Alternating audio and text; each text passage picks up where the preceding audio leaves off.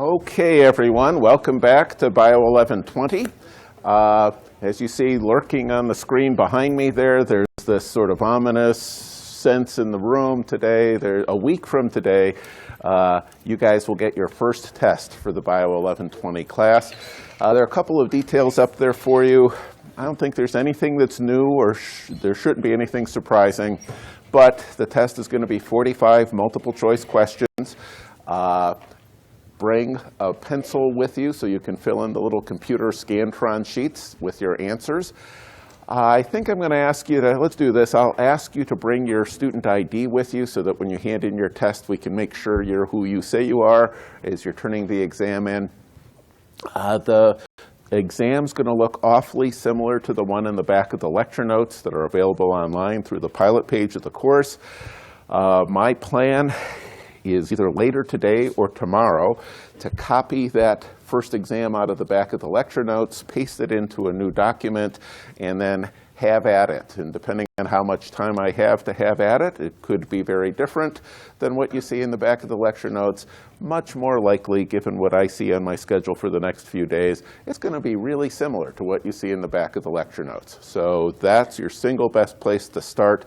If you look at that old exam, at the very least, you will not be surprised with the style with which that I ask the questions. The font and such will certainly be the same. So check that out. That's how I'm going to be putting the test together. If you are one of the Section 90 students, that means you're registered for the online offering of this course, you are legion. There are something like 100-some people who are taking the class in that way. We don't have room for you in 120 Med Sciences, but we have set aside a spacious palatial room in Fawcett Hall. You should go to 101 Fawcett and take the exam in person between 9:30 and 10:50, while the rest of the class, I presume most of you here in the room with me this morning, will just come here to take the test. The test is going to be the same. It's just we don't have enough seats in this room for everybody who's taking both the non-online and the online version of the course. So if you're not signed up for the online part of the course, come here. If you're signed up for the online part of the course, go to 101 Fawcett Hall. It's been mentioned a couple times, if you have a compelling reason that you cannot take the test during the 9:30 till 10:50 time slot, right? Perhaps because you've scheduled another class that meets at the same time, we do have the ability to help some people in that circumstance by letting them take the test a little bit early. Talk to Lauren Trout, one of the supplemental instructors for the course. Send her an email if you like, and she'll be able to give you a reservation. She's very excited. I see that she's just completed work on developing a golden ticket to give to people who get to take the exam that hour earlier than the rest. But there's the deal. And I'll tell you, as I was looking at the syllabus this morning and looking at what it is that I wanted to talk with you about from the lecture notes today and for Tuesday, it seems to me that on Tuesday, I'm expecting I'm going to have a good half hour at the end of the lecture on Tuesday to sort of have a mini review session. All right, so my plan right now is to talk with you about the things that are remaining for the anatomy of a cell lecture outline today, and then on Tuesday I'll talk with you about lipid membranes and what makes them tick and the research that's going on to help us understand how it is that they work. And at the end of that, I think I'll have at least a half an hour, maybe as much as 45 minutes to do a little bit of a mini review. So I'll just hit the highlights for the previous 6 or 7 lectures and entertain questions that you might have at that time.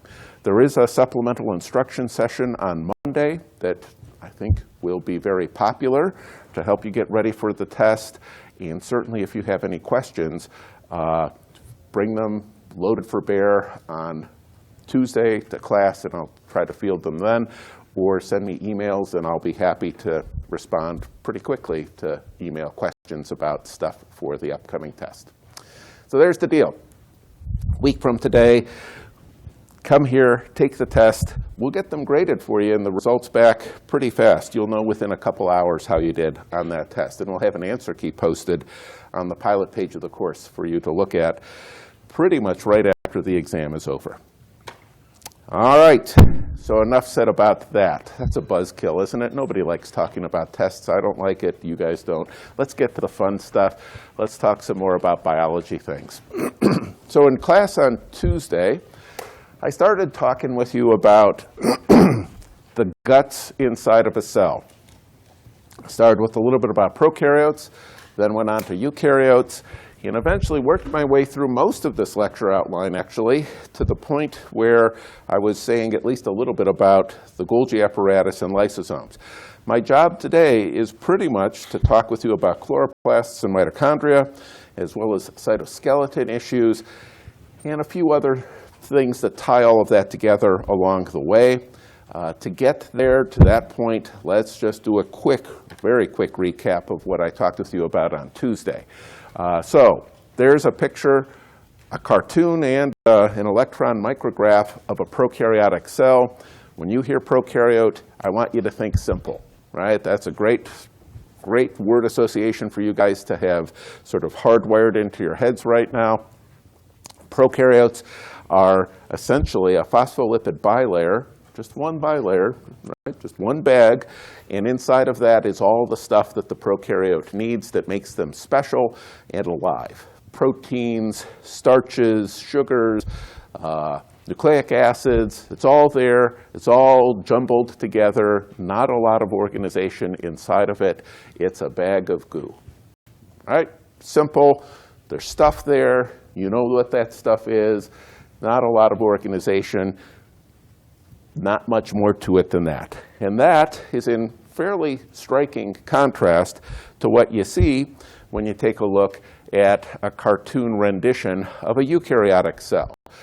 The biggest difference between a prokaryotic and a eukaryotic cell is that these eukaryotic cells are chock full, pretty much to the exclusion of everything else. They're chock full of internal membrane-bound compartments. All right? There's the phospholipid bilayer, the plasma membrane that defines the outer boundary of the cell, sure, but inside of that bag are additional smaller bags, many smaller bags. And we give those bags names, right? One of them is the nucleus, another is the endoplasmic reticulum and the Golgi apparatus. We give another set of bags the name lysosomes. You can tell there's some bags coming up that we're going to talk about as being chloroplasts and mitochondria. Here's the thing. All of these internal membrane-bound compartments, in addition to making the structure look a lot more complicated, give a lot more complexity to the eukaryotic cells that have them. Right? What's happening inside of each of these compartments is each of the compartments is specialized to do a particular task that living things need to get done. The nucleus is a specialist in organizing and storing and accessing information. Nothing like that in prokaryotes or archaebacteria. This is a real specialized location. It's really good for protecting the DNA sequences that are stored within it, but it's also really good in terms of accessing that information and using that information. Pretty specialized compartment. Other compartments, like the lysosomes that I mentioned on Tuesday, have really radically different chemical environments. The pH inside of a lysosome is 5, and that lets you pull off some tricks in that environment that you wouldn't be able to pull off at the same speed or in the same way if you didn't have that special environment. So that compartment lets you have your own special little world, and if you need something to be done at a really low pH, if that helps you do the reaction faster, well then, hey, I got the solution for you. We've got a special compartment inside of our cells called lysosomes where that can be done. So the nucleus is great for storing information. Lysosomes are really good for breaking things down, breaking down peptide bonds, but breaking down phosphodiester bonds and glycosidic bonds. You sure would not want your nucleus to be hanging out at a pH of 5. That's really bad for DNA. You're going to break the DNA molecules down. And so having those compartments lets you pull off some neat tricks. And later today, I'll be talking with you about what's going on in the mitochondria and the chloroplasts. Again, very specialized compartments. Lets you do certain tasks much better than you would if you didn't have those compartments in place. Just as a bit of an aside for you here, but it's, I suppose, relevant to the content of the course as well. Looking at that picture, looking at that cartoon, did you notice they've got a line drawing your attention to this thing? That's a mitochondria, right? Well, it's a mitochondrion for singular, but the two of them together are plural, mitochondria. What do you think? That's probably another one not shown in cross-section. If I were to ask how many mitochondria are inside of a eukaryotic cell, just a typical eukaryotic cell, what would you think? 1, 2, 3? Anybody good with 10? Right? Maybe there's some hiding behind the nucleus back there. Who knows? Would you believe typically our cells, most eukaryotic cells, typically have about 10,000 mitochondria within them. And I just get a kick out of the fact that no illustrator for textbooks ever shows more than 4 or 5 mitochondria in the cartoon versions of cells that they draw, right? And I think you can understand why. It's because they'd be really tiny and you wouldn't be able to see them, and it'd be all lost in the milieu of everything else that's going on. But I also think it's curious that nowhere in the caption does it say, oh, this is for artistic license to help illustrate what's going on.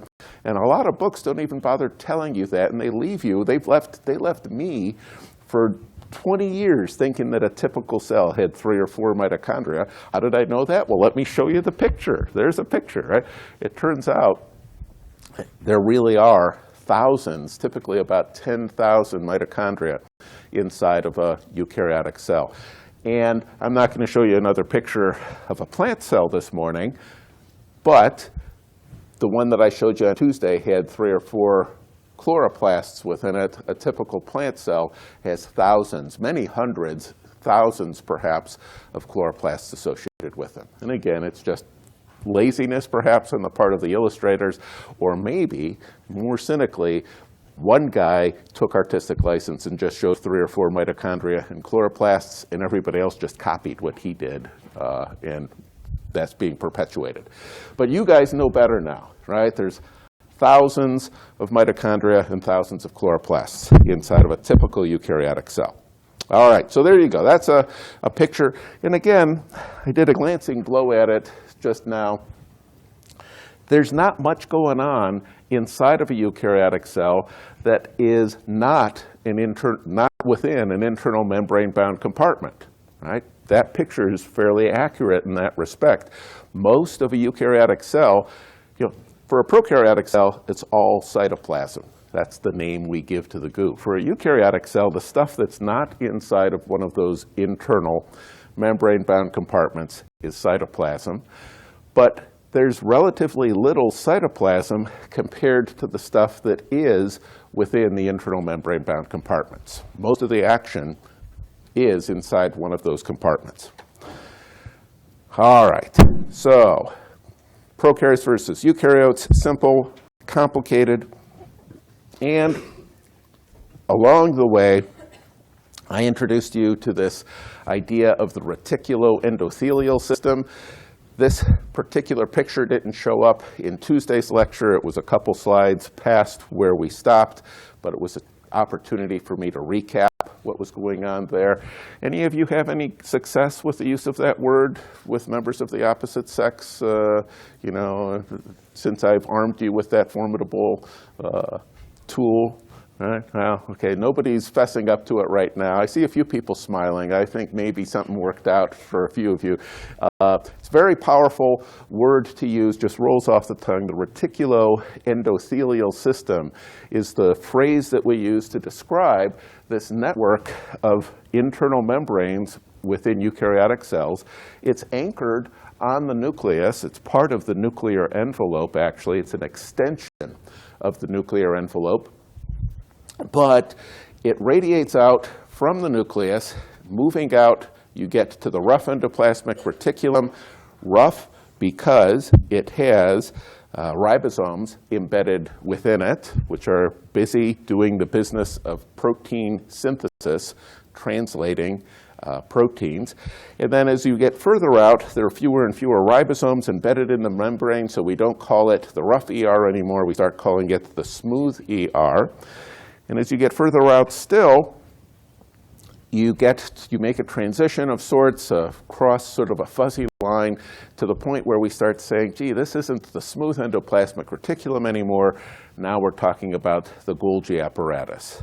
Just all one extension. It's a continuum of the same reticuloendothelial system. At the beginning, the emphasis seems to be, the priority seems to be protein synthesis of membrane-bound proteins, and proteins that need to be excreted from the cell or delivered to other membrane-bound compartments. And by the time you get to the end of this system, we're talking much more about processing those proteins, dressing them up by putting on sugars, for instance. It's called glycosylation, to make them sticky and interact with each other in special ways, and bundling them up into packages, little vesicles of membranes, for delivery to different locations within the cell. Right? So again, you start with the rough ER, where you're making proteins. You work your way through the smooth ER, where you're metabolizing lipids and you're making more phospholipids. And you ultimately work your way out to the Golgi apparatus, where now the proteins are getting tweaked a little bit, modified a little bit, and then packaged up so that they can be delivered to the right final destination. So that's the reticuloendothelial system. And I left you at the very end of class on Tuesday with this question. And I said, why don't you think about this a little bit? I'm sure that's the only thing you've been doing. Now, not the only thing. I know there have been other things you've had to do, but I'm sure you've given the matter some thought, right? So here's a question that's kind of related to what we've been talking about. And I like to think that this sort of question ties everything together, but it does it in a little bit of an offbeat way. I haven't talked with you about this specifically, but yet if you've been tracking with what I've been saying, you can venture a reasonably well-informed guess as to what the right answer to this question might be. And what I want to do right now is this. I want to take you by the hand and make sure everybody understands some of the words that are up there. I don't want that to be the basis of misunderstanding. But then, in another minute or so, once I've done that, I just want you to turn to the person to your left or right and talk for about 30 seconds, maybe a minute, and hash out which of these four choices do you think is the best answer. And once you guys have settled on what you think is the best answer, I'm going to settle things down, and I'm going to say, all right, how many of you thought the first choice was the best answer? And I'll ask a couple of you, why did you think that was the right answer? And I'll go to the second one. Why did you think that's the right answer? Let me tell you, right out of the gate, I don't think there is a right answer. Right? I think I could make a pretty good argument for each of those. And the reason I could make a pretty good argument for each of those is because the first few minutes is a fairly ambiguous term. Right? It's not a very rigorous scientific way to describe something. So if we're talking about 30 seconds, I think I know what the answer is. If we're talking about 3 minutes, I have a pretty good sense of what the answer is, and it's different. And if we're talking about 30 minutes, well, I've got a whole different answer still. Okay? So not necessarily a right answer, but you work with a few minutes, and that'll give you some latitude to come up with some interesting discussion, I hope. So UTP. As I said on Tuesday, UTP is short for uracil triphosphate. The key here is uracil. Uracil is one of those 5 nitrogenous bases. It's one of the nucleotides that gets used to string together to make nucleic acids. Specifically, it's the one that gets used in place of thymine to make tRNAs and ribosomal RNAs. Right? So the messenger RNAs that are being used by cells for the business of protein synthesis. So that's what UTP is. I'm telling you, we're going to put a glowing radioactive beacon on it so we can track where that is and what it's getting incorporated into over the course of time. The nuclear matrix, I'll tell you, I'm going to talk about the cytoskeleton kind of next, after chloroplasts and mitochondria. But the nuclear matrix is essentially an internal three-dimensional grid work within the nucleus itself. Okay, so it's a set of tubes, rods, that are linked together to give the nucleus a sort of structure, a physical shape, and also to anchor certain things down within it. I'll tell you more about that later, but it's a network of proteins that gives a grid-work sort of structure inside of the nucleus. Cytoplasm is the stuff in a eukaryotic cell that is not part or inside one of those internal membrane-bound compartments. The rough ER, again, first thing coming out into the reticuloendothelial system, site where protein synthesis is happening. And the nucleolus is that little dark spot inside of the nucleus, the location where ribosomes get synthesized. Okay? So we've come to the time where I think we've got a common understanding of what all this stuff means.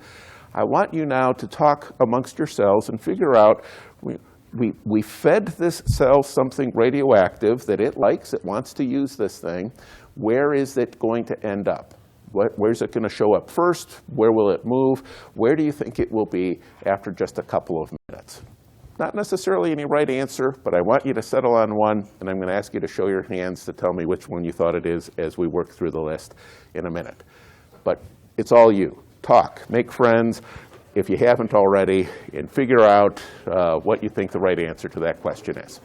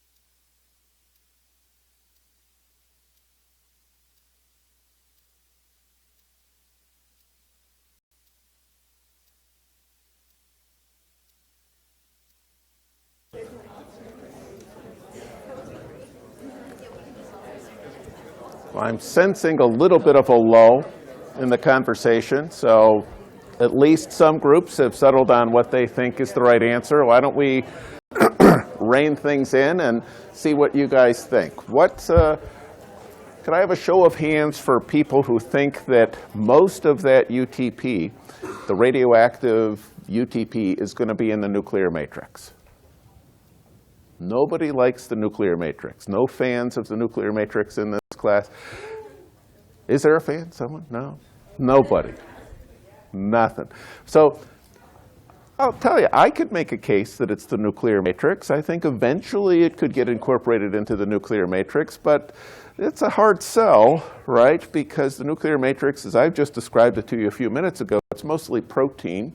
Right? There's no nitrogenous bases. There's no RNA necessarily intimately associated with it. So the nuclear matrix, maybe in time you'd start to see some of that radioactivity there, quite a bit of time, but probably not a particularly good choice. So I think you guys are off to a good start. Either that or you're really shy. Right? But what do you think about cytoplasm? How many people bought cytoplasm? 4 people. Think 5, 6. Okay, now don't be shy, all right? Now, I'm not going to force you to tell me, but somebody who thinks it was cytoplasm, care to volunteer and tell me why you think it was cytoplasm? There are only 400 people looking at you. It's not that big a deal. It happens to me all the time. Yeah. So I was thinking that in the first few minutes, the radiation was still kind of being introduced to the cell, so it's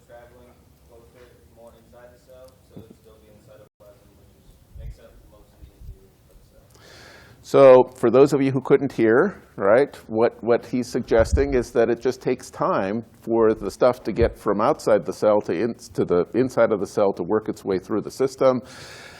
And, you know, it's a diffusion-limited thing. And I tell you, I think I'm with you. I think that could easily be the case that it would take a while for the radioactivity to get from outside the cell to anywhere else in the cell, aside from the cytoplasm. Because first off, it's got to fight its way through the phospholipid bilayer that is the plasma membrane of the cell, that outer bag, right?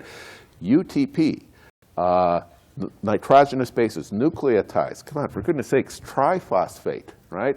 3 phosphate groups are attached to this thing. That's got a nasty negative charge. It's going to have a hard time working its way through the phospholipid bilayer to get into the cell in the first place, right? And then once it's there, it's got to bop around, diffuse around, bump it into all those internal membrane-bound compartments before it really can get to any place that it might be useful. So I think you could make a pretty plausible argument that in the first couple of minutes, just because diffusion is slow and there's so many barriers to get from one place inside of a eukaryotic cell to another place inside of a eukaryotic cell, that a lot of that UTP and a lot of its radioactivity is just going to be hanging out in the cytoplasm, right? So I think this is good thinking, right? That's plausible. I could see that being the case. Okay? Let's move on. Rough endoplasmic reticulum. Show of hands. I've got a few brave folks over here. Oh, this one seems like a winner, right? I'm picking up maybe a dozen people like in this one, right? That's like twice as many as like the cytoplasm. Anybody want to be brave and tell me why they think the rough ER is a good choice? I think it's probably the most popular choice. You know, there's only one more contestant on the list here. Anybody? Brave? Come on. Why do you think rough ER? Don't leave me hanging. Come on. Tell me why you think rough ER. Ah, there we go. We got a winner. Yes. Okay, so I thought rough ER because the UTP was used for the RNA and then like ribosomes are made RNA and then the rough ER has like a high concentration of ribosomes. So I could hear you. That probably means most everybody in the room could hear you, but for those who couldn't, right, she's saying rough ER because she knows that there are ribosomes in the rough ER. The rough ER is all about protein synthesis. The way that you synthesize proteins is you translate information with ribosomes off of RNA molecules. And those RNA molecules will have uracil as part of their intrinsic structure.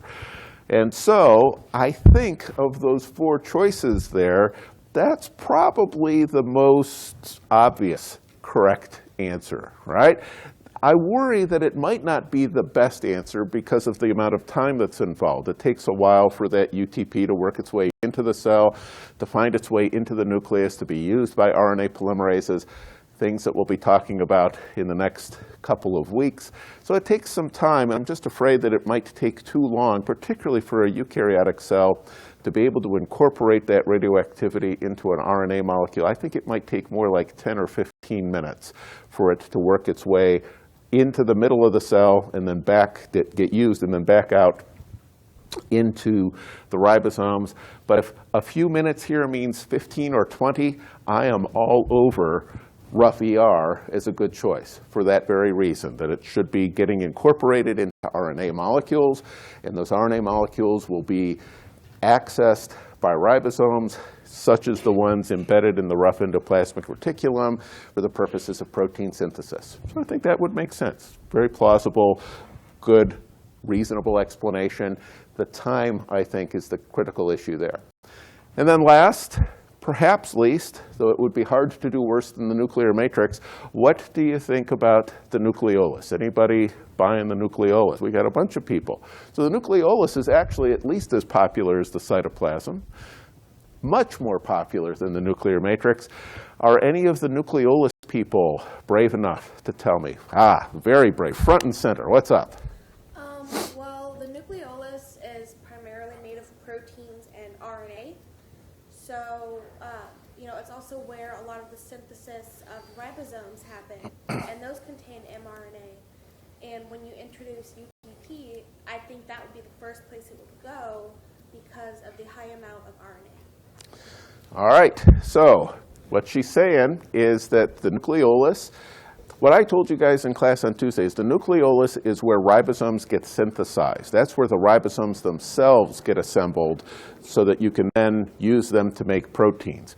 And she very rightly points out that ribosomes are a combination of proteins and RNA, specifically ribosomal RNA. And again, in a couple of weeks, I'll talk with you more about what's going on with transcription and translation and the makeup of RNA polymerases and ribosomes. But it's quite right. There's actually a lot of RNA associated with ribosomes, and that's where they're getting made. And if that ribosomal RNA was being synthesized and picking up that radioactive uracil, then you could easily find, that there was some radioactivity associated with the nucleolus. And so the concern I have with that particular one, it's a time-related thing again, is how long would it take for the UTP to work its way into the nucleus, and then how much ribosomal RNA synthesis is going on, and then once it's synthesized, how long does it take for it to get from that part of the nucleus specifically into the nucleolus. But again, I think if you were talking about a 20, 30-minute time frame, nucleolus is a pretty good choice, right? It's probably at least as good a choice as the rough endoplasmic reticulum, and for very similar reasons. So, how about that? This is the sort of question that I think is pretty interesting for me to ask you guys on a test. I like the fact that it's not straight out of the lecture notes. It's not straight out of a book, right? I'm asking you to sort of wrestle with some concepts and say, you know, I want to throw things at you. I want to confront you with things that you may not have thought about much before. But then let's see how, in light of the constraints that we now know are in place, based with the stuff that we talked about in the class, how is this going to play out, right? And so for the exam that you'll see a week from today, there will be questions kind of like this. These are going to be the questions that I will try to have more of than less of. These are the ones I like. This one I don't like that much because for the purposes of a multiple choice test, I need for there to be one correct answer, right? And so I'm going to be more specific than the first few minutes, but I want to get you guys to wrestle with ideas like this question gets you to stop and think about what's going on. All right, back to work. Talking then about the rest of this outline. I've got a couple pretty pictures for you here that talk about lysosomes. So let's get into a little bit more detailed discussion about what's happening with them. And then I'll talk with you about chloroplasts and mitochondria and the cytoskeleton. So I've been saying over and over again, I'm getting sick of hearing that lysosomes have this bizarre pH of 5. Very unusual. Certainly no prokaryotic cell has a pH of 5 inside of itself. That's just not consistent with maintaining nucleic acids as a polymer. It's very difficult for proteins and peptide bonds to be stable in that sort of high hydrogen ion concentration that you get with a pH of 5. But we have these lysosomes where that's what's going on. They've got an unusual pH, and we use them for two purposes. Both of those purposes involve busting stuff up. All right? Here you're seeing a picture that's illustrating to you how it is that you might use a lysosome to break up complicated molecules that are coming to you in the food that you eat.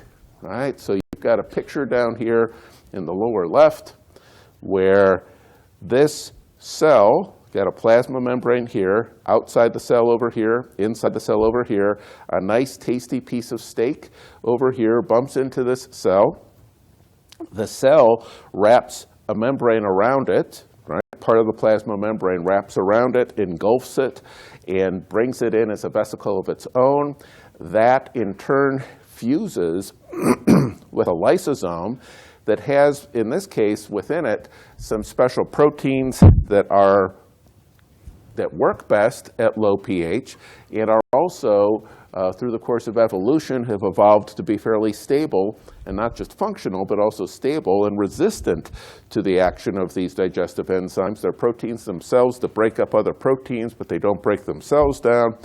And you fuse this lysosome with the food vacuole, and what do you get? Eventually, these proteins, these digestive enzymes, and the low pH work in tandem to bust up whatever it was that was in that food vacuole, so that you can use the component parts to make things that that cell needs for itself, remake them into a structure, into forms that serves its purposes, as opposed to whatever it was that got eaten.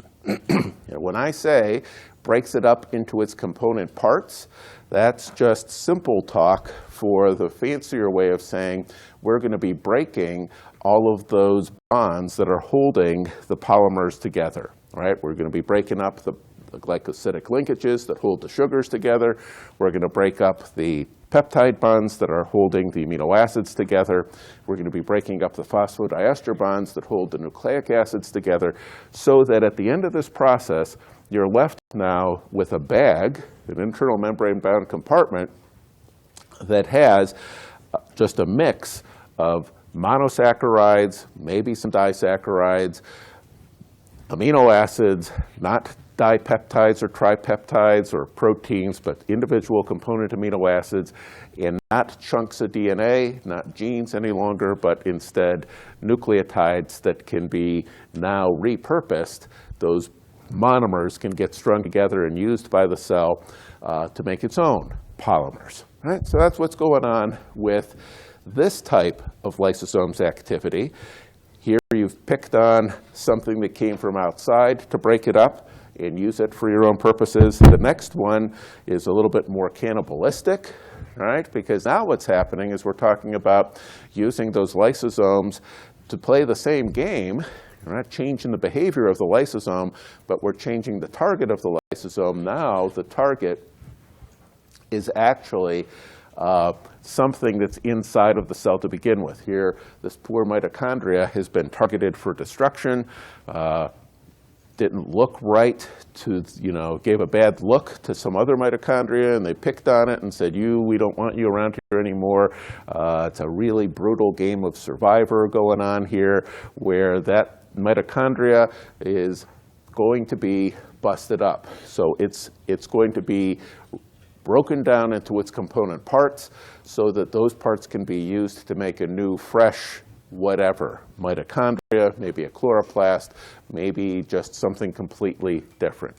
So we use lysosomes as well as their allies, the peroxisomes, another kind of internal membrane-bound compartment, to break up and recycle parts of our cells, parts of our own cells, as well as things that are coming in from the outside. It comes down to this. Mitochondria get broken sometimes, wear and tear. There's lots of oxygen-free radicals that are going to be developing inside of mitochondria. That takes a toll. Sometimes you just need new mitochondria. Freshen things up. At my house, we just remodeled our kitchen. Oh my gosh, what an experience that has been, like 3 months of agony.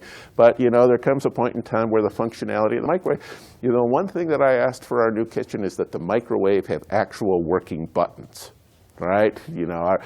For like 2-3 years, I could only cook food that required an integral number of seconds to cook. Not an integral, prime number of seconds to cook, right? The 1 button worked, the 3 button worked, the 5 was usually something I could count on. 7 was always good for me, but 6 and 8, not a chance. So if anything needed like 60 seconds to cook, I had to go for 59. No, I couldn't, because 9 didn't work either. So I had to go for like 55, and then later on add on 4 more seconds, right? Not by typing the number. So anyway, the microwave just had to go. And it should have gone a long time ago. The way that we got rid of it is we just scrapped the whole kitchen, and now we got a whole new thing going on in there. Same story going on with mitochondria, with chloroplasts, with your ribosomes. through use, through just bad luck, they get worn out, broken down, and we've got a solution for that problem within our cells. The lysosomes and the peroxisomes together can target on a periodic basis internal compartments and get them broken down and their component parts reused and recycled. All right, so it's pretty much as simple as that. So those are the lysosomes for you, a little more of a story for them. Let's talk about these other internal membrane-bound compartments. I mentioned on Tuesday, I showed you a picture of a plant cell. Well, how about that? I do have a picture of a plant cell. It's not a really pretty picture of a plant cell. It's black and white. But I think it's the same one that I showed you on Tuesday, just a black and white version. Remember I was poking fun before about how many mitochondria there are? How many mitochondria are there in this plant cell? I see one. That looks like a mitochondria. If you were to look at a picture like that and try to figure out how many mitochondria there were within a plant cell, what would you think? 1, maybe 2, 3, 10,000? Nah, I'd never go there. Despite the fact that only one is shown, plant cells have thousands, maybe 10,000 mitochondria within them. And by the same token, if I were to ask you, that's a plant cell, for goodness sakes. What sets plant cells apart from animal cells? First and foremost, they've got chloroplasts, right? If I were to ask you how many chloroplasts make up a plant cell, that's a defining feature of one of these cells. Do a head count. Count chloroplasts. That's a chloroplast, that's a chloroplast, that's a chloroplast. 3, right? Maybe there are a few. No, hundreds, thousands of chloroplasts in a typical plant cell, despite what all the cartoonists have been saying for generations in textbooks. But anyway, the point for this slide is actually to draw your attention not to the mitochondria or the chloroplasts. That's just my own silliness kicking in there. There's that other big thing that's sort of hitting you in the face. I pointed it out on Tuesday as well. Let me just say a couple words about it right now, too. That big blue thing there is called a vacuole or a central vacuole. And as I said on Tuesday, to a large extent, the central vacuoles are effectively open space. They are places where cells can store water. Plant cells often have these big spaces to store water, but they're also places where they can store starches. Right? So they're a big open space within plant cells. Animal cells don't get into this the way that plant cells do, and nonetheless, this is a place where you can store stuff. But chloroplasts and mitochondria. Let's talk first about the mitochondria. There is a zoomed-in version for you of a mitochondria with a corresponding electron microscope image of it as well.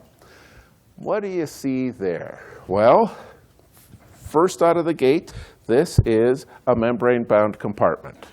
Okay? Mitochondria, it's a membrane-bound compartment. And with all of these membrane-bound compartments for eukaryotes, it's a specialist. It specializes in doing something better than what could happen in any other part of a eukaryotic cell.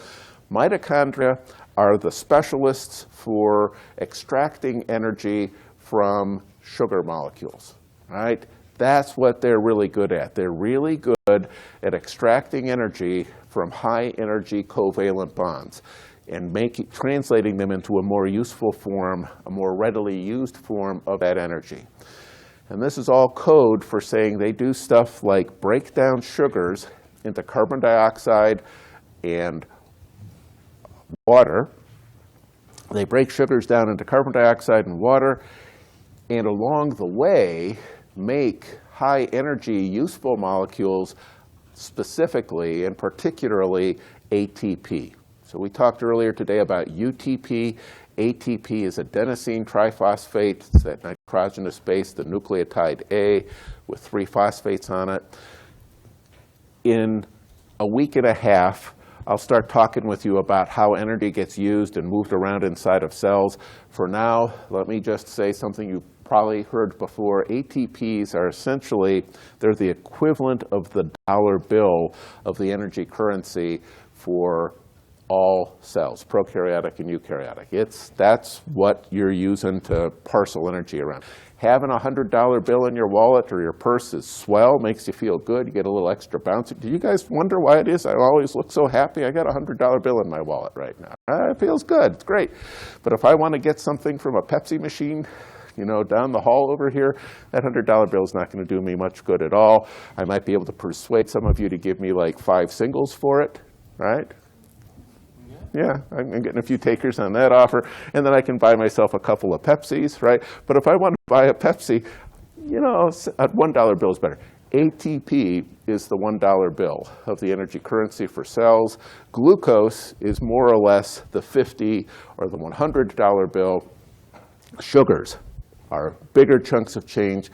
The money changer within eukaryotic cells that converts those big chunks, those big units of currency, into more useful units of currency, it's the mitochondria. That's where that conversion takes place. So let me make it simple for you.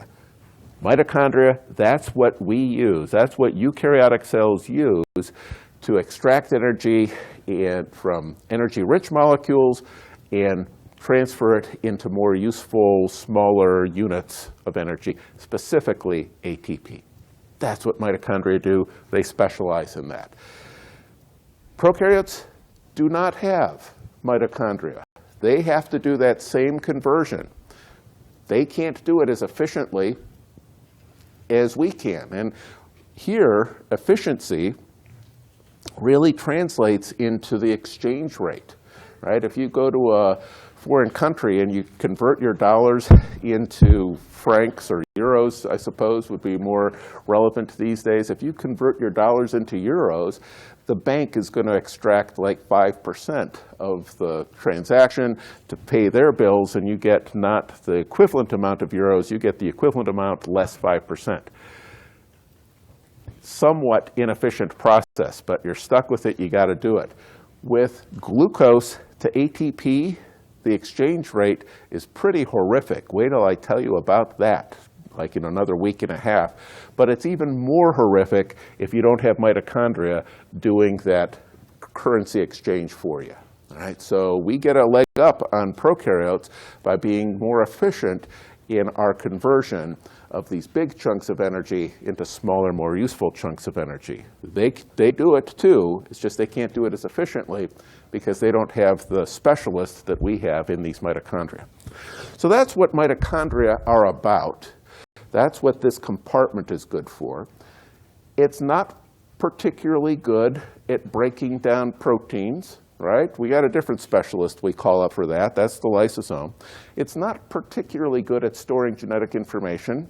That's the job of the nucleus. It's specialized in that. By the same token, the nucleus doesn't even make an attempt at converting glucose into ATP. This is all the mitochondria's job, right? So we got specialization going on here. And have I said it now 4 out of the 6 or 7 times that we've met, maybe 5, in biology, structure and function are intimately related. What lets mitochondria pull off this trick of being that currency exchanger is ultimately its structure. The structure is set up in such a way that it allows it to pull off that conversion much more efficiently than you could without that structure in place. For now, for where we are in this course at this point, I just want you to appreciate there's stuff going on there. There's structure inside of there. When I talk with you about how we convert the glucose into ATPs, capture that energy in the process, I'll tell you a whole lot more about the game that's being played with the structure. But for now, just sort of sit back, look at the pretty picture, and appreciate, hey, there's stuff going on inside of there. And now let's talk a little bit about what that stuff is. You know what that stuff is? The stuff that's kind of hitting you in the face right now, that's a membrane right there. Right? There's a membrane there, there's a membrane there. There's stuff inside of this membrane. Those are ribosomes, because the mitochondria is actually making some proteins for itself. And little teeny tiny circle there, that's DNA. The mitochondria actually has within it a small chromosome, a small circular chromosome, somewhat interestingly, very small, codes for a handful of genes, a couple dozen genes, ultimately, right? But the stuff that really hits you in the face is these membranes. And I want you to notice one thing. This membrane here is an extension of this membrane here, but this internal membrane is an internal membrane that's bagged inside of another membrane.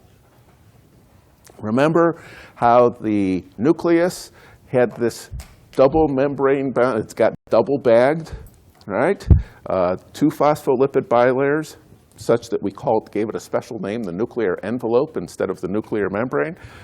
Here's another one of those double bagged compartments. The mitochondria isn't just an internal membrane bound compartment, it's an internal membrane bound compartment that's wrapped up in another membrane. So it too is double bagged, just like the nucleus is, but it's not connected to stuff outside the way that the nucleus is. It's a self-contained double bagged unit. There's no equivalent to the reticuloendothelial system here. It's just the mitochondria. So, curious. I'll say a little bit more about that in a minute, but before that, let's take a gander. I don't think I've ever used the word gander before. I'm not sure how I feel about that. But let's take a look at, let's redact that. Let's take that off the record. I withdraw my use of that word. Let's take a look at a chloroplast. I've lived in Southwest Ohio too long. Let's take a look at a chloroplast. And what do you see in here with the chloroplast? Well, again, it's an internal membrane-bound compartment. It's a specialist. The chloroplast specializes in essentially it's the yin to the yang of the mitochondria. Mitochondria are great at extracting energy from sugars and putting them into ATP, putting that energy into ATP. Chloroplasts, they specialize in capturing energy associated with photons, light, and then transferring it to ATP so that the ATP can be used to make the glucose that later on a mitochondria will break down and convert back into ATP. All right? Mitochondria, real good at taking energy from glucose and transferring it to ATP. Chloroplasts, real good specialists at capturing energy from photons, transferring it to a chemical energy associated with ATP, and then using that ATP to string together sugars to string together sugars like glucose. Okay? So that's what it specializes in, just like all the rest of these things. Structure and function are awfully important, just like the mitochondria. In another 2 weeks now, it will be for the chloroplast. I'm going to tell you how it is that this special structure ends up really helping it specialize in that particular task. But before we do that, let me draw your attention to a couple other features. All right, check that out. There's that little tiny circular thing in this picture here. You can't see any hint of it in the actual electron microscope, but the artist wanted to make sure you noticed. Chloroplasts have a little teeny tiny circular chromosome, just one within them. Codes for a couple dozen genes. Codes for a couple dozen proteins with some genes. Right? So there's a chromosome there. Curious, right? That's not its thing. It's not specialized to store information. Happens to have a chromosome within it that lets it store some information. Not its main thing. Its main thing is that capturing of photon energy and converting it into chemical energy. But there's a piece of DNA in there. And check it out, just like the mitochondria, what you see here is there's a bag, a phospholipid bilayer, right? And then inside of that phospholipid bilayer is another phospholipid bilayer. This one's a double-bagged system as well. And check this out. This is kind of a one-off. We're not going to see anything else like this. Inside of the double bag are further internal membrane-bound compartments, these thylakoids.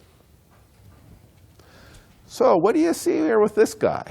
Chloroplasts, structure, function. Structure is going to be important for how it is they pull off their trick. But remember, prokaryotes don't even have internal membrane-bound compartments.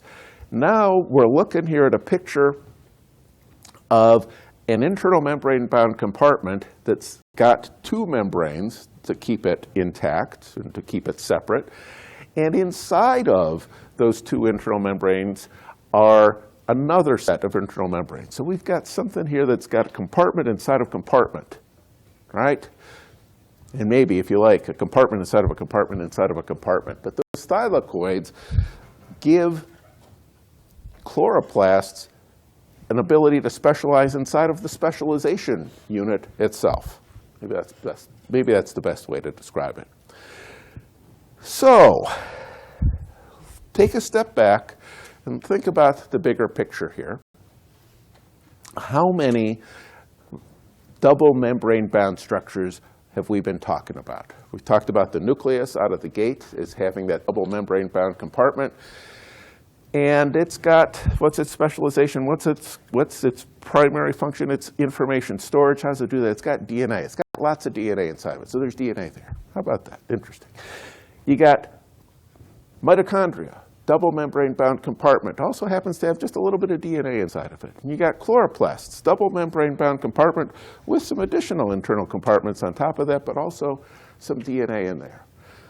Those are the only three things within eukaryotic cells that have that double membrane binding, the double wrap that's going on. Everything else is just a single phospholipid bilayer. Those are the only three internal membrane-bound compartments within eukaryotic cells that have DNA within them. None of the rest, lysosomes, peroxisomes, vesicles, vacuoles, none of them have DNA inside of them, at least not on a permanent basis. Right? Maybe because they're getting broken down, but not on a permanent basis. That sets these three apart from all the rest in a kind of interesting way. And it ends up, those two observations, the double membrane bound feature and the presence of nucleic acids, of some information stored in DNA, those two features have turned out to be perhaps the best proof and certainly some of the strongest indications and support for a theory about the origin of eukaryotic cells in the first place. Where did the first eukaryotes come from? It's something that people have wondered about for a while. I told you in lecture on Tuesday that life on Earth probably began about 3.8 billion years ago, that eukaryotes didn't show up for another 2.3 billion years after that. Eukaryotic cells have only been around for 1.5 million, maybe 2 billion years. Did I say 1.5 million? I should have said 1.5 billion. 1.5 billion to 2 billion years. It took a long time to go from these bacteria-like things to the much more sophisticated, much more complicated, much more capable eukaryotic organisms that have clearly done very well since. How did those first ones show up? The theory as to how the first eukaryotes arose is it's called the endosymbiont theory. It's not quite as cool as the reticuloendothelial system, but nonetheless, endosymbiont has a nice ring to it as well. Symbiosis is when two things live in a way where they're both deriving a benefit from each other, right? Endo means inside. Endosymbiont, put those two ideas together. What we're talking about here for the origin of eukaryotic cells may well be that 2 billion years ago or so, some hungry prokaryotic organism ate another prokaryotic organism in toto, just wrapped its membrane around it and brought it in, and for whatever reason didn't finish the job of killing it, eating it, digesting it, and instead ended up having a symbiotic relationship with it, an endosymbiotic relationship with it. Maybe because that thing that got eaten was a little bit better at extracting energy from glucose and converting it to ATP than the thing that had done the eating in the first place. And maybe the thing that did the eating in the first place was a little bit better at storing genetic information, or perhaps better at capturing energy from photons and locking it in chemical energy with ATP.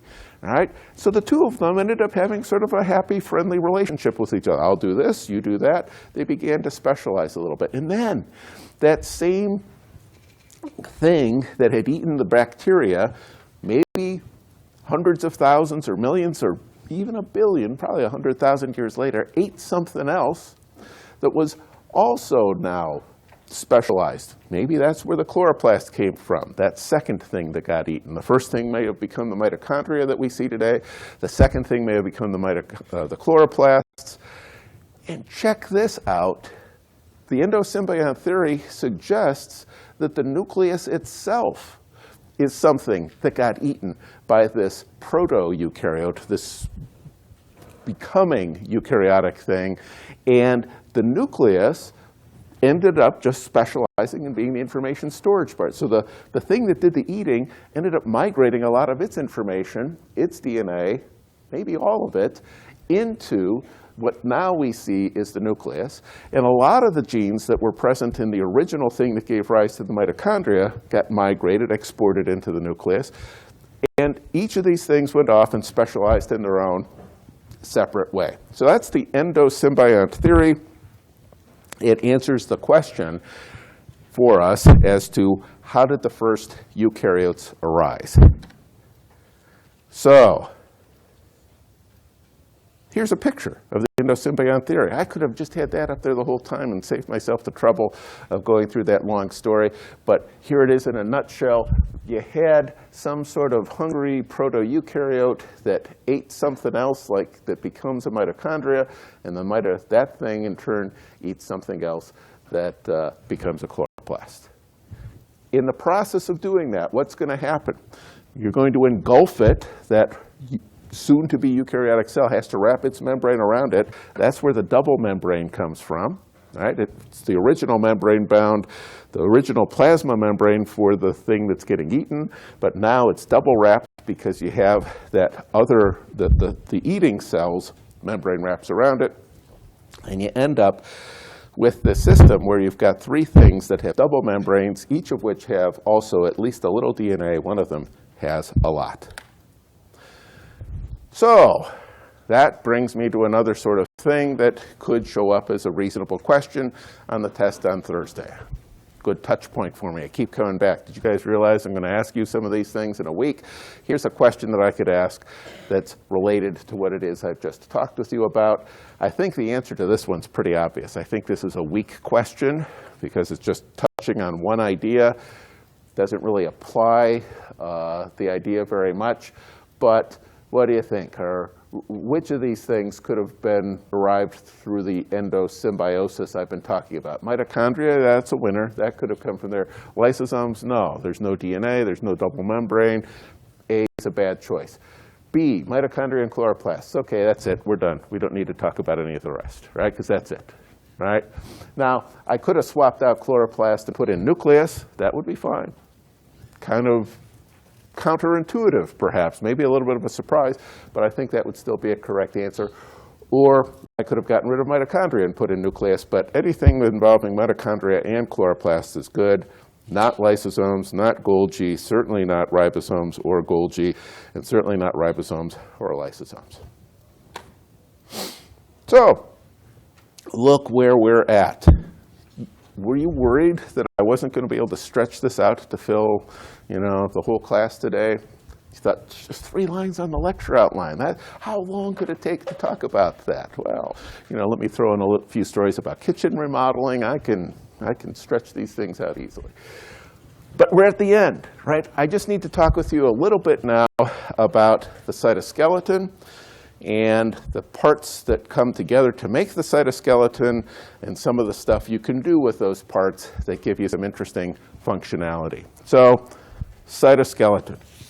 Let me start off by telling you cytoskeletons, this is a uniquely eukaryotic concept.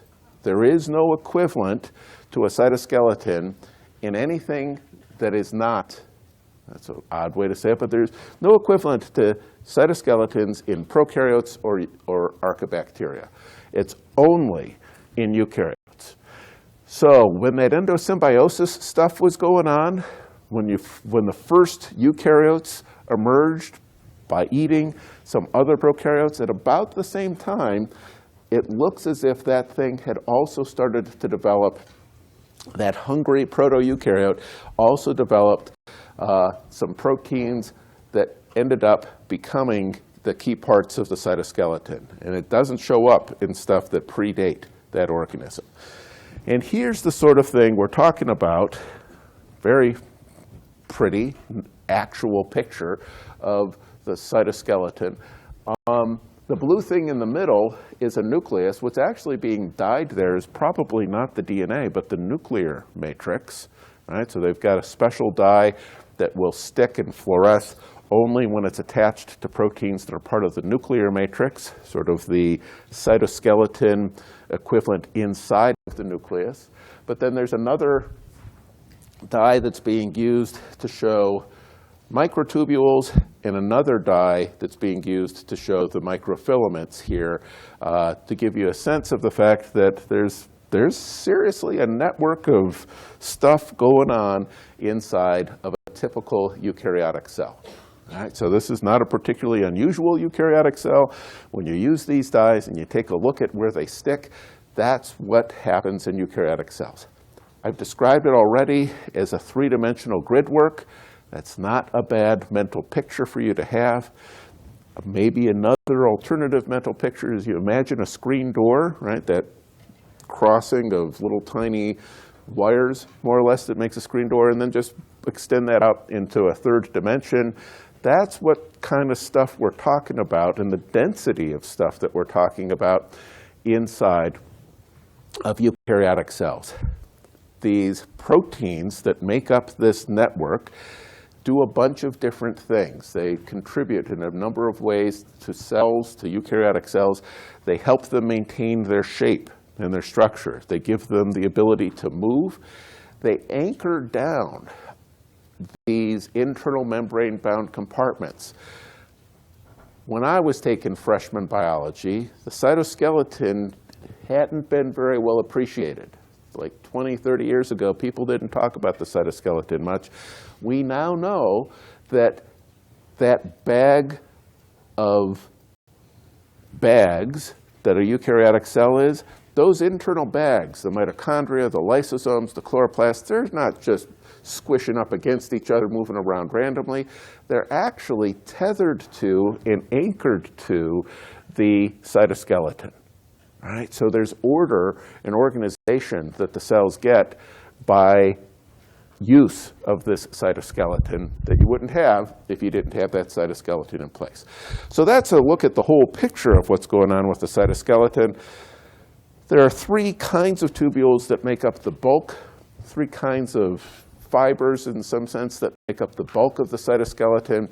I just want to take a couple minutes to talk with you about each in their own right. One of the big players are these things called microtubules. This is trivia. I don't anticipate asking you this level of detail on the test that you're going to take on Thursday, but the microtubules are made specifically out of a protein called tubulin, aptly named, right? I'll tell you more about tubulin much later in the semester when I'm talking with you about how you turn genes on and turn genes off. That's one of the genes I'll talk with you about at that point. But it's made out of these small subunits of protein called tubulin that get linked together to make these rods, hollow tubes as they're described here. They're tiny, right? Remember, that little squiggle means micro. That is a millionth of a meter. So this picture is showing levels of details at the scale of a millionth of a meter, right? Super tiny, high level of resolution that's going on here. And look what these microtubules are doing. The microtubules are playing an important role in maintaining the shape of cells. They have a role in helping cells move, particularly when you're talking about how they get to be parts of cilia or flagella. I'll show you some pictures of those in a minute. And they're the key thing for helping pull chromosomes apart during cell division. We'll talk more about that in about a month. Okay? And here it says organelle movements. By organelle, they're referring to things like chloroplasts and mitochondria. It's not just movement, it's also holding in place. That's a special kind of movement, the absence of movement. So that's what's up with the microtubules. In addition to the microtubules, there's this other kind of fiber, filament, inside of cells. They get called microfilaments. Here, we're talking about strings of a different protein, not tubulin anymore, but actin. And same sort of scale as we were talking about with the previous picture, same sort of density of occurrence of these fibers. Look what they do. Very much like the microtubules, they're playing an important role in maintaining the shape of cells. They're playing a particularly important role in changing the shape of cells. You can't have muscles contracting unless you have actin filaments interacting with myosin, right? For those of you who have had exposure to that in previous classes, that's what this is referring to. They're important. The actin seems to be what it is. If a lysosome needs to go from one part of a cell to another part of a cell, it seems that cells accomplish that most often by attaching it to these microfilaments, these actin fibers, and giving it a ride. Right? So it's like a railroad network inside of the cell, and they get propelled along those different paths. Again, they play a role in the movement within cells, and a different role for cell division. The microtubules that I had just talked with you about are what's involved with pulling the chromosomes apart. These microfilaments play the role of pinching off the cell into two parts so that you can have two daughter cells. They make what's called the cleavage furrow that allows those cells to go their separate ways.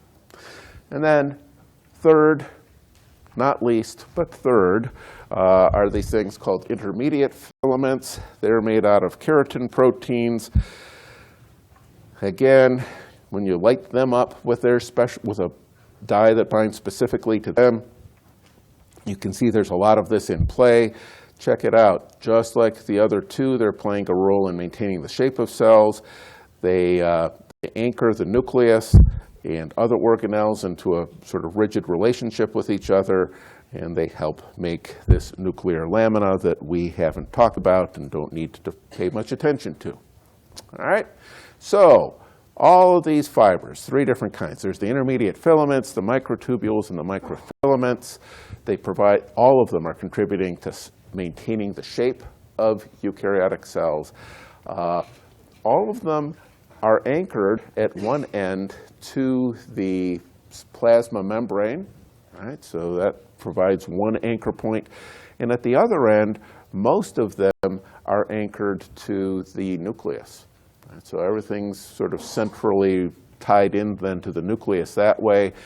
And in between, things like chloroplast and mitochondria get attached, affixed to them so that they're all in a fairly rigid relationship relative to each other. And they don't just wander around randomly inside of the cell. Here's something funky you can do with these microtubules. You can make some pretty elaborate structures. During cell division, centrioles play an important role for almost all eukaryotic cells.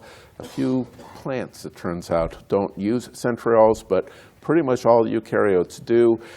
And these centrioles are what it is that the mitotic spindle gets attached to help pull the chromosomes apart during cell division. Again, in a month or so, we'll spend lots of time talking about the mitotic spindle and what it's doing. But for today, I just want to point out to you that it's made out of microtubules, a special arrangement, a really quite remarkable structure. It's got what's called a nine-fold symmetry. Not many things on this planet have a nine-fold symmetry. Right? We hear about bilateral symmetry all the time. Two happens a lot. This was a stretch, right? This is nine-fold symmetry that's going on here. And it's made almost entirely of microtubules. Many centrioles also have a little bit of DNA associated with them.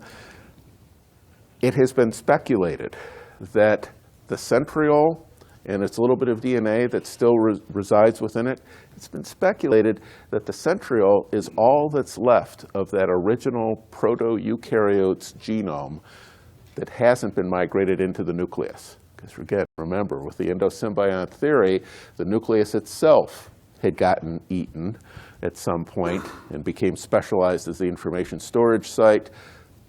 That thing that did the eating had DNA. Where did it go? Where is it? Well, it's mostly in the nucleus, but perhaps just a little teeny tiny bit is still left in these centrioles. Again, a uniquely eukaryotic phenomenon. Prokaryotes do not have tubulin. They can't make microtubules. This centrioles only show up in eukaryotes. And you put it all together, and you get cute, fuzzy little things like that. That's a cell. When you get a lot of these little protrusions, those protrusions are essentially poking out from the plasma membrane. They're wrapped up in the plasma membrane, but they're poking out, and they're microtubules. They're tubulin. They poke out. Right? When you get a lot of them poking out, they get called cilia. Right? And what do cilia get used for? Well, they're helping to they have a sensory function. They can help the cell determine if there's another cell nearby. They also can have a motility function. They can help this cell propel itself from one place to another. But if you really want to get places, cilia isn't necessarily the best way to go. Instead, you should have a flagella, which is essentially a small number, 1, 2, 3, perhaps, of really big cilia. Right? And so flagella there's really no practical difference between cilia and a flagella, aside from size and number. Flagella usually show up in smaller numbers, and they're big, like a sperm's tail kind of big. And cilia show up as large numbers and relatively small protrusions from the surface. Inside of a flagella, or inside of a cilia, again, this really remarkable structure, beautiful structure with this ninefold symmetry that's reminiscent of what we'd been seeing in the centrioles in some instances of tubulin arranged in very specific ways that, again, ultimately help these cilia and flagella bend and move and help the organism move through its environment. Oh, I've got nothing to say about that. We'll be back to that at some other time. And there we go. That's what's up with the anatomy of cells. A couple minutes early today, my gift to you. Have a good weekend. And on Tuesday, I'll talk with you more about plasma membranes like what you just saw in that picture I skipped over.